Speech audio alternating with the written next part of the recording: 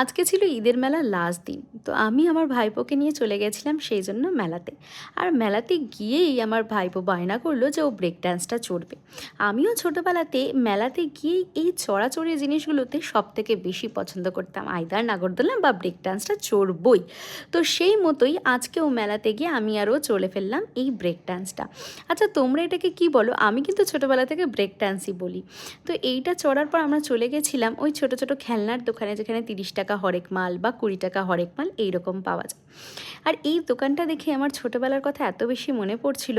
ছোটোবেলায় এখানে গেলেই আমি ওই রান্নাবাটিগুলো কিনতাম, বাড়ি এসে খেলতাম। আর আজকে আমি আমার ভাইপোকে এখান থেকে 2-3টে জিনিস কিনে দিলাম ওর পছন্দ মতন। তো সেইগুলো কেনাকাটি করে আমরা এলাম একটা কানের দুলের দোকানে, মানে কানের দুল বা গলার হার, ক্লিপ এইসবের দোকানে। মেলা মানেই কিন্তু ওই খেলনার দোকান বা এই কানের দুলের দোকান, এইগুলি সবথেকে বেশি আকর্ষণীয়। তাছাড়াও আমরা মেলাতে সেদিন গিয়ে আইসক্রিম খেয়েছিলাম, মোমো কিনেছিলাম, আর এই কানের দুলটা আমি কিনলাম মেলা থেকে। বাই।